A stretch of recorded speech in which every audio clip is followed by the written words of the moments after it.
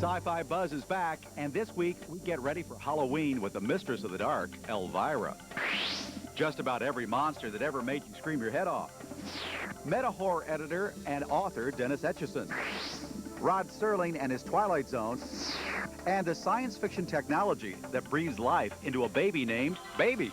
Oh, hi. How you doing? How you doing?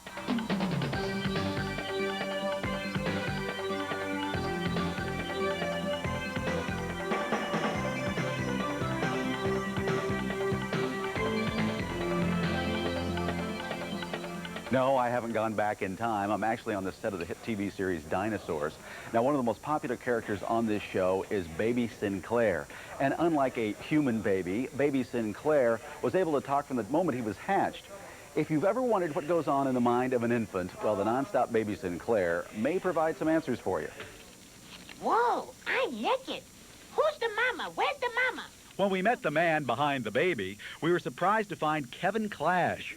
Somewhat shy and subdued compared to his boisterous alter ego, Kevin has been a devoted puppeteer since he was 10 years old. I was definitely influenced by Sesame Street, of course, and always dreamed of working on Sesame Street, so I was always gluing my face to these, the TV, trying to see how the Muppets were built. Ta-da! Captain Elmo Cousteau. After meeting Jim Henson, Kevin quickly realized his dream. He has worked on Sesame Street since he was 22 years old, portraying Elmo and Hoots the Owl. Kevin also worked on Captain Kangaroo and portrayed Splinter in 2 Teenage Mutant Ninja Turtles movies. Today, Clash is a seasoned veteran, and when it comes to creating new characters, Kevin trusts his instincts. They show me Polaroids of the character at the beginning, and right then and there I knew that, with these big cheeks and big eyes, that it needed to be, this screaming type voice, like, I'm the baby, gotta love me. Hello, fat boy. But it takes more than a voice to bring a character like Baby to life. When we went behind the scenes of Dinosaurs, we were treated to a Clash course in the complexities of puppeteering. Yeah! Roll, stick it in, wait. Out. The day we visited, Baby was starring in a music video to promote a new Dinosaurs record. Go, guys. yeah, Baby is just like a Muppet. I mean, you work the puppet like any other Muppet, and you do the voice. I do the voice. It takes 3 people to make Baby come together. My hands are worked by another puppeteer, Terry Harden, who puts her hands inside of the gloves of the baby and works the hands. And John Kennedy does the eyes and eyebrows and eyelids.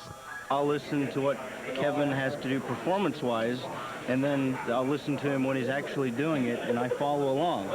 So I've got different, like I get the blinks and the eyebrows and everything all in this one stick. Go through everything on that stick. So I got the eyes rolling here, got the blinks here, and the eyebrows individually. If you're wondering just where Kevin is, he's hiding in that pedestal underneath Baby. What sort of odd places do they have to push you in to be Baby? Well, this is one odd place, down in a hole. We have about 3 televisions down here, so I can see what I'm doing. And what's the tightest place? Actually, the first show that's going to premiere this season, I was in a toilet. not just me, but also Terry was in the toilet with me. Most people wouldn't recognize Kevin Clash as Baby if they bumped right into him. But without him, Baby would be a robotic mass of latex and electronics. And for this talented and reserved puppeteer, letting Baby take the limelight is all part of the magic of his craft. When we have kids come in on Dinosaurs, they don't look at me, which is fine with me. They come right to their friend. I mean, I get the best of both worlds. I get it, because I know I'm a part of it, but I can walk away from it, and nobody's running after me. Well, if you're wondering why Kevin has to hide in the toilet so much, because Daddy Dinosaur here is potty training Baby this season. We are now closing down our cute stuff department until after Halloween. When we return, we will enter the Sci-Fi Buzz Terror Zone.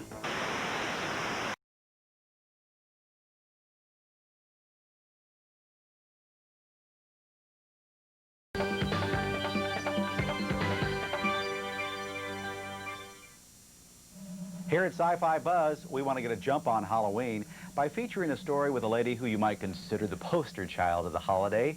From her Bob Hope specials to beer commercials, she is the scary hostess with the mostest. Elvira, Mistress of the Dark, is without a doubt the queen of Halloween. Why else would her live holiday extravaganzas at a Southern California amusement park sell out year after year? Well, I'm down there and I'm singing, I'm dancing, I'm telling jokes, and I think mostly the reason it sells out every year is I'm wearing really skimpy costumes.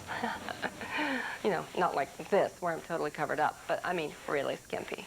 Skimpy costumes aside, for the moment that is, she's also starred in her own feature film, Elvira, Mistress of the Dark.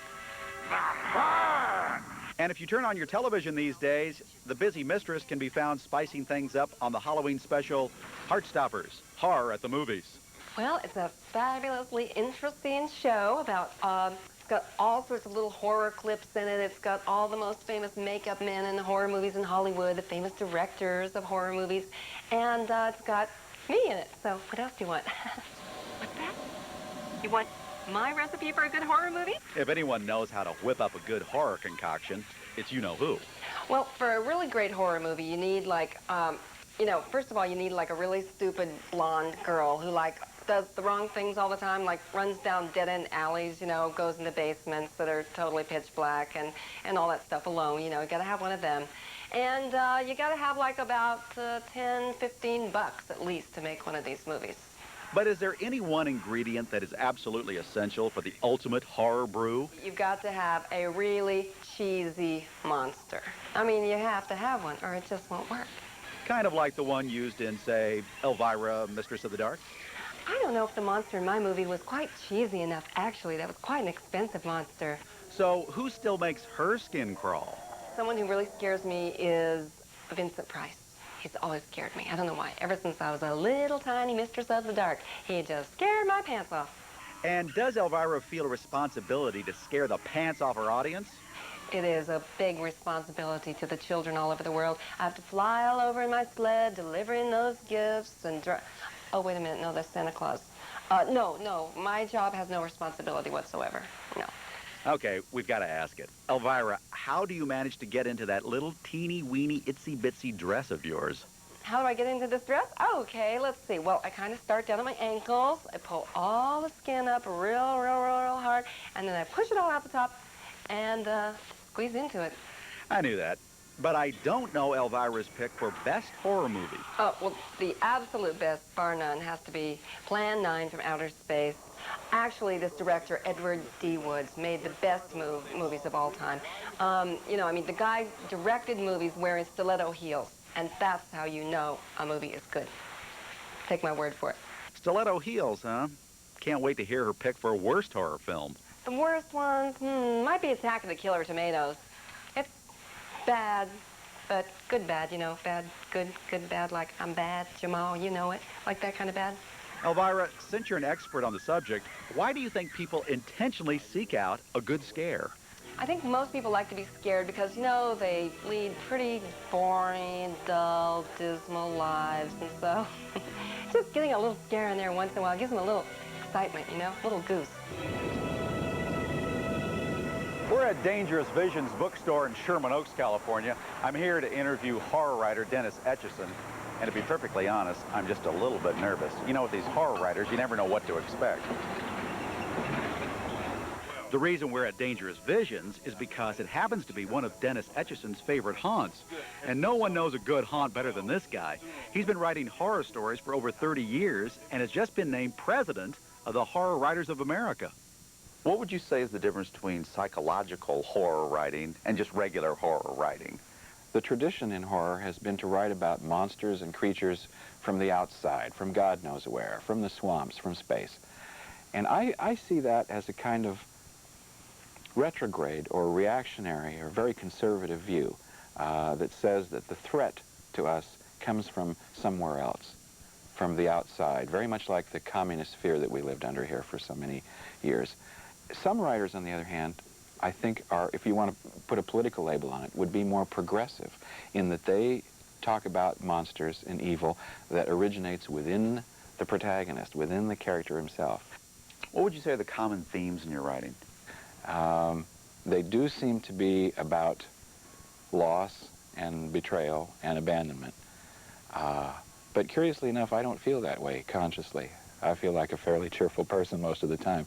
But there must be a part of me that feels that something important was lost somewhere along the way. I don't know where that comes from, because my childhood was a very normal and happy one. Do you enjoy scaring the hell out of people? I can remember riding roller coasters in my teens and just loving it. Never have I been so frightened, but when it was over, I've never been so exhilarated because I'd lived through it. And, well, people are always dividing the world into two camps, people who do this or who don't. But I do think that there are people who actually take pleasure from fear and people who've never learned to take pleasure from it. And the horror fans tend to be people who find a certain deliciousness about it. I'm one of those. That's why I love horror movies. Do you have to accomplish scaring people in every story? The only way I can do it is by trying to scare myself. I have to find something that makes the goosebumps stand up in my arms. Because if it doesn't work for me, how's it going to work for anybody else? So how did you begin to edit anthologies like Meta Horror, Masters of Darkness? The Masters of Darkness series is a retrospective of 45 writers. Some of them have been publishing since the 1920s. And I asked them to select a favorite story of theirs, a story that meant a lot to them. Not necessarily their most famous story. So tell me about Meta Horror. I was essentially looking for stories that had new and original techniques that tended to talk about areas of the human mind and human experience that hadn't been dealt with in horror before. And I wanted to show horror readers that they don't have to limit themselves to werewolves, vampires, and monsters. Sometimes the real monsters are inside themselves. I love scaring people. You do? That's what I was trying to tell you in there. I love the whole idea of a bookstore full of books that scare the hell out of people. Well, your books are scary, but you're okay. Let's go have lunch. Hi, it's Joe from Glendale, and I'm going to go see Hollywood's most famous monsters in Chicago for Halloween. Hellraiser's Pinhead, Friday the 13th Jason, and Halloween's Michael. They're all going to be at the Fangoria Weekend of Horrors at the Odeum Expo Center in Chicago Halloween weekend, October 31st and November 1st. I got my tickets at Ticketmaster.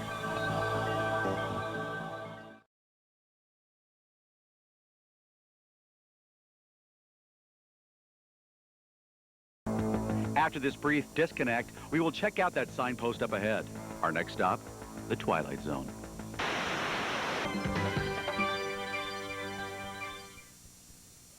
So, gentlemen, please sit back and take your first trip into the Twilight Zone.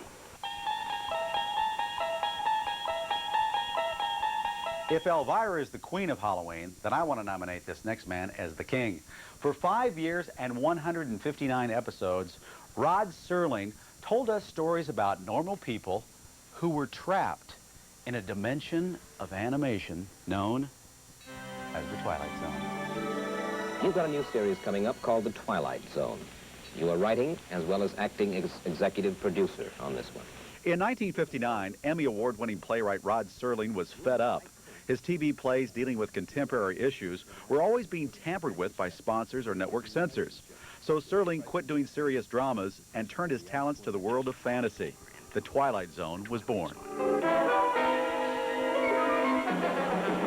Even if you haven't seen The Twilight Zone in a few years, you'll notice that many episodes still stick in the mind. That made us wonder, could this 30-year-old series be one of TV's best ever? My name is Dr. Tina, and I'm going to kill you. CBS Video has released 30 episodes of Twilight Zone on cassette, including a special 6-episode cassette, Treasures of the Twilight Zone. We scanned through the episodes to refresh our memory about the series. Look, I swear it isn't me! I swear You had no dream, Pat. It's a cookbook. When will I take the bandages off? I believe you're going my way. Rod Serling not only hosted the series, he wrote the majority of the episodes. His sparse use of dialogue became a classic style, but the viewer always knew exactly where they were in each story. Until, that is, they tripped on each of the show's trademark slippery endings. Hey, miss! Miss, over here! Serling was an insomniac. Legend has it that he kept a tape recorder by his bed, dictating into the night. And if he woke from a dream, Rod immediately recorded what he remembered. That may have accounted for the strange and far-out stories on the series. For example, in the first episode, a man suffers amnesia and finds himself in an uninhabited town where the coffee is still brewing and cigarettes are still burning, just like a dream. You're the first person I've seen. Look, I really don't want you to be frightened or anything, but I was wondering if there's a doctor or... Twilight Zone also became a series in which actors could get their feet wet in sci-fi dramas. For instance, in 1964, a young George Takei played a Japanese-American gardener working for a racist ex-GI. I'm gonna kill him. I'm gonna kill him. Twilight Zone was unique for a series. There were no chases, crashes, jokes, or regular stars. Just stories squarely set in the imagination. It's 20-odd years since Pearl Harbor. But two ancient opponents are moving into position for a battle in an attic, crammed with skeletons, souvenirs, mementos, old uniforms, and rusted metals. Ghosts from the dim reaches of the past that will lead us into the Twilight Zone. Well, the more we dig into the Twilight Zone, the clearer the signposts become. We definitely think Twilight Zone was one of TV's all-time best series. What do you think? You're moving into a land of both shadow and substance, of things and ideas. You've just crossed over into the Twilight Zone.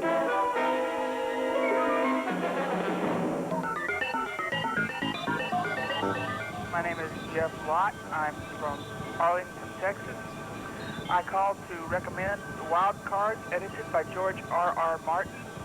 It's a series of books using short stories by different authors to tell one bigger story from different perspectives.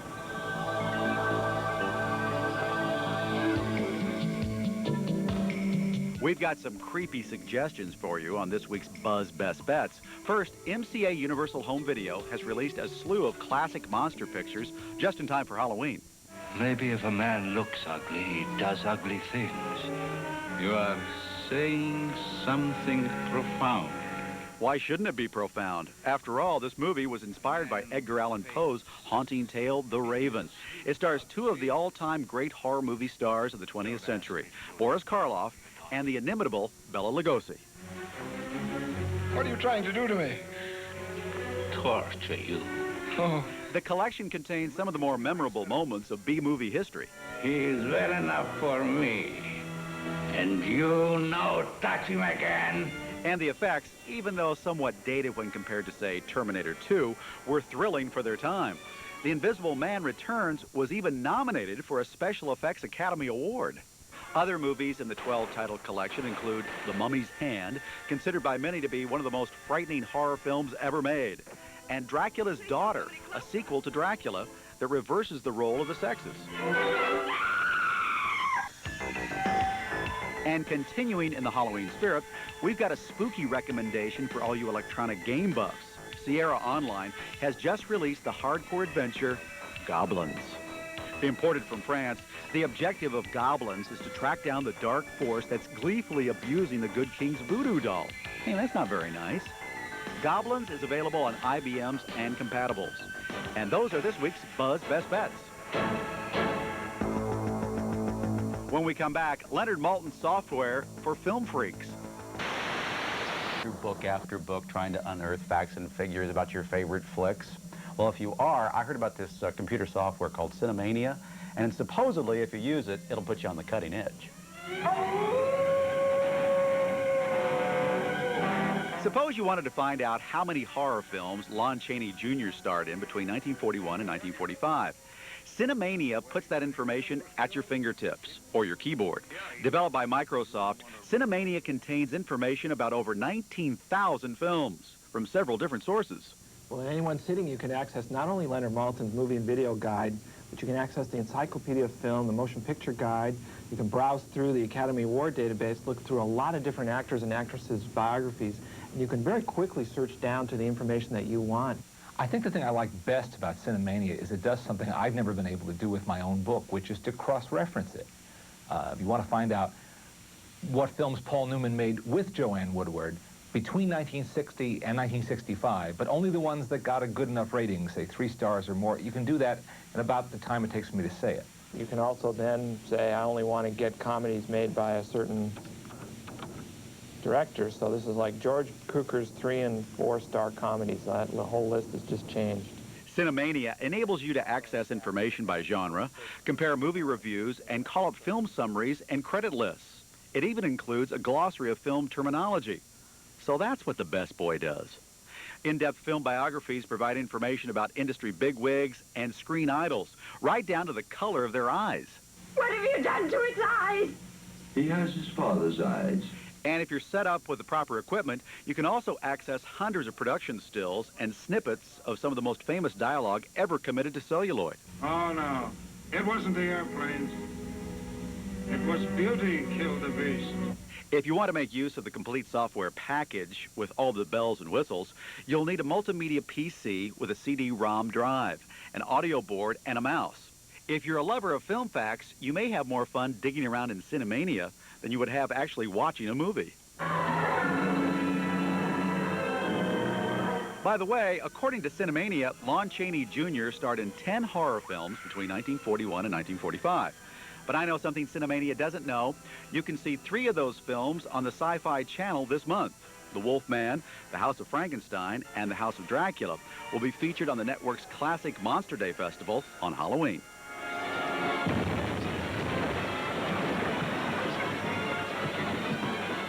So what is next? Software that'll pop your popcorn for you and line up your dates? Next week, the buzz will be about the biggest-selling comic book in the world. It's the X-Men from Stan Lee and Marvel Comics, and it's a new animated TV series. We'll also be joined by special effects legend John Dykstra and relive the celebrated dementia of shock cinema pioneer William Castle. I'm Mike Jarek, and may the buzz be with you.